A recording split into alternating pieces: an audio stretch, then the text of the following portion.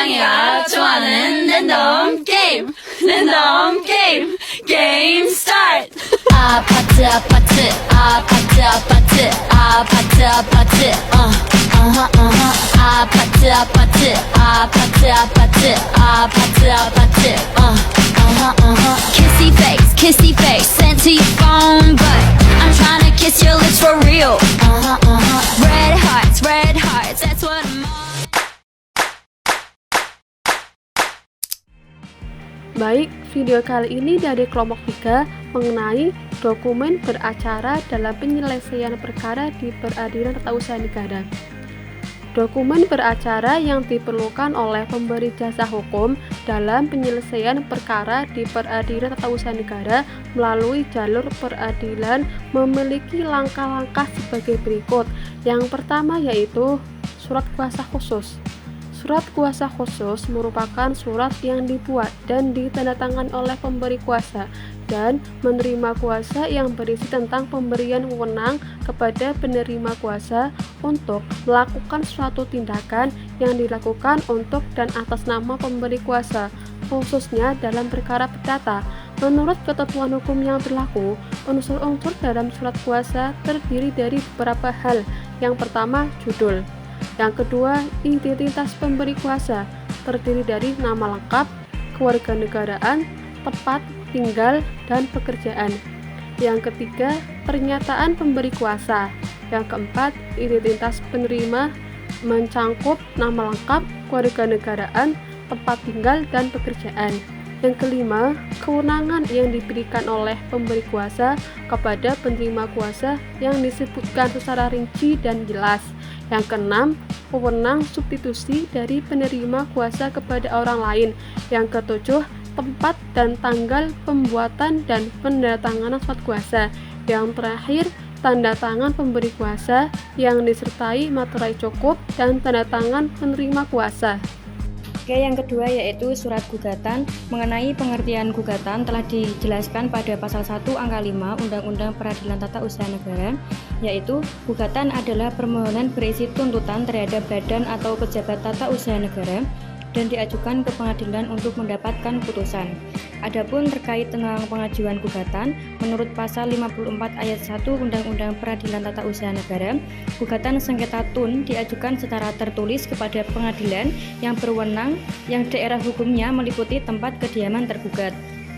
Gugatan yang diajukan harus dalam bentuk tertulis karena gugatan ini akan menjadi pegangan bagi pengadilan dan para pihak selama pemeriksaan.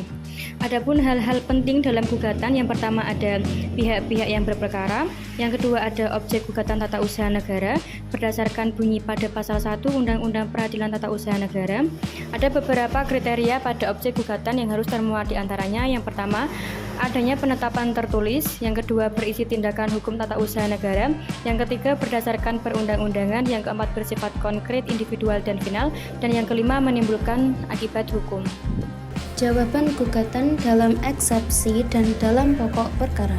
Pada ketentuan pasal 74 UU PT-UN pada dasarnya memberi kesempatan kepada tergugat untuk mengajukan jawaban atas gugatan berikut, memberikan penjelasan tentang jawaban tersebut.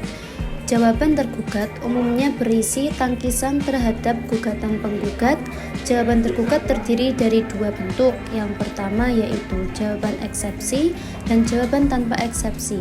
Jawaban eksepsi merupakan tangkisan hal-hal di luar dari pokok perkara sehingga gugatan dinyatakan tidak dapat diterima. Eksepsi dalam perkara PT-UN diatur dalam pasal 77 UU PT-UN. Kemudian jawaban tanpa eksepsi.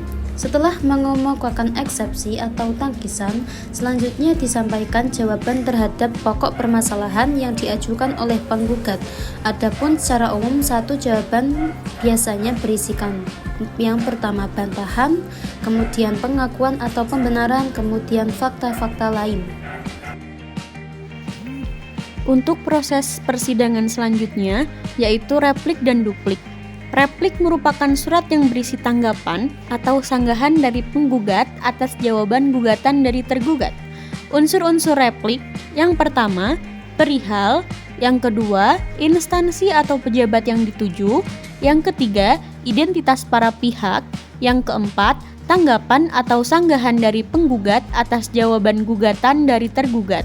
Dalam hal ini, pada prinsipnya isinya adalah merupakan penegasan dari surat gugatan dan bantahan atau sanggahan terhadap jawaban gugatan yang disampaikan oleh tergugat. Yang kelima, permohonan. Permohonan atau petitum dalam suatu replik pada umumnya berisi tentang penolakan atas dalil-dalil dan permohonan atau petitum yang diajukan penggugat dalam gugatan. Yang keenam, penutup. Yang ketujuh, tempat, tanggal, bulan, dan tahun pembuatan replik. Dan yang terakhir, tanda tangan dan nama terang penggugat atau kuasa hukumnya tanpa materai. Selanjutnya yaitu duplik. Duplik merupakan surat yang berisi tanggapan atau sanggahan dari tergugat atas replik yang diajukan oleh penggugat. Unsur-unsur duplik yang pertama, perihal, yang kedua, instansi atau pejabat yang dituju, yang ketiga, identitas para pihak, yang keempat, tanggapan atau sanggahan dari tergugat atas replik yang diajukan oleh penggugat. Dalam hal ini, pada prinsipnya isinya adalah merupakan penegasan dari jawaban gugatan dan bantahan atau sanggahan terhadap replik yang disampaikan oleh penggugat. Yang kelima, permohonan. Permohonan dalam suatu duplik pada prinsipnya memuat penolakan dalil-dalil dan permohonan atau petitum yang termuat baik dalam gugatan maupun replik yang diajukan oleh penggugat, serta permohonan untuk mempertahankan dalil-dalil permohonan yang sudah diajukan dalam jawaban atau gugatan rekonvensi. Yang keenam, penutup. Yang ketujuh, tempat, tanggal, bulan, dan tahun pembuatan duplik. Dan yang terakhir, tanda tangan dan nama terang tergugat atau kuasa hukumnya tanpa materai. Poin selanjutnya mengenai pembuktian, format pengajuan bukti tertulis. Pembuktian berasal dari kata bukti yang berarti fakta yang dikemukakan di persidangan untuk mendukung dalil-dalil gugatan penggugat atau dalil-dalil bantahan tergugat untuk membantah keterangan pihak lawan. Dalam arti luas, pembuktian adalah suatu upaya meyakinkan hakim kebenaran dalil atau posita yang dikemukakan dalam suatu perkara, yang pada hakikatnya mempertimbangkan secara kemasyarakatan mengapa dalil posita tertentu dianggap benar. Tujuan dari pembuktian adalah meyakinkan hakim akan peristiwa-peristiwa tertentu. Hal ini dilakukan secara langsung oleh hakim dengan menetapkan hukum suatu peristiwa, mengkualifikasinya, dan kemudian membuktikannya. Kedua, mengenai alat bukti dalam peradilan tata usaha negara diatur dalam pasal 100 Undang-Undang Peradilan Tata Usaha Negara, yaitu alat bukti, surat atau tulisan, keterangan ahli, keterangan saksi, pengakuan para pihak, keterangan hakim, serta keadaan yang telah diketahui oleh umum dan tidak perlu dibuktikan. Dokumen yang terakhir yaitu kesimpulan, yang biasa dibacakan oleh hakim. Setelah acara jawab-menjawab dan pembuktian selesai, kepada para pihak diberikan kesempatan untuk menyampaikan konklusi atau kesimpulan di akhir persidangan. Namun demikian, kesimpulan ini bukanlah merupakan suatu keharusan bagi para pihak. Menurut pasal 97 ayat 1 Undang-Undang PTUN, bahwa konklusi disusun dalam bentuk kesimpulan dari masing-masing pihak, secara sistematis mulai dari eksepsi tentang pokok perkara, tentang pembuktian yang kemudian ditutup dalam kesimpulan apakah gugatan terbukti atau tidak. Dalam konklusi, juga ada kesempatan dari masing-masing pihak untuk menyampaikan pendapatnya yang terakhir tentang perkara. Kemudian, unsur-unsur dalam kesimpulan yaitu 1. Perihal dan nomor perkara, 2. Pejabat dan instansi yang dituju, 3. Identitas para pihak, 4. Butir-butir kesimpulan, yaitu A. Prosedur beracara yang tidak sesuai dengan ketentuan perundang-undangan yang berlaku apabila ada, B. Dalil-dalil posita baik dalam konvensi maupun dalam rekonvensi yang sangat prinsip dan dapat menjamin kepentingan atau hak dari pihak yang mengajukan, C. Penilaian tentang bukti-bukti yang telah terungkap dalam persidangan. Kemudian yang kelima, permohonan atau petitum.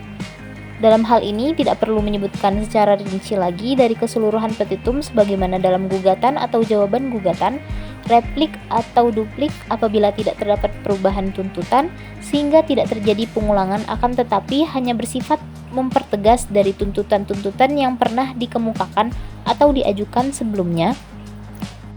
Yang keenam, tempat, hari, tanggal, bulan, dan tahun pembuatan kesimpulan. Dan yang ketujuh, tanda tangan dan nama terang yang mengajukan kesimpulan atau kuasa hukumnya tanpa materai.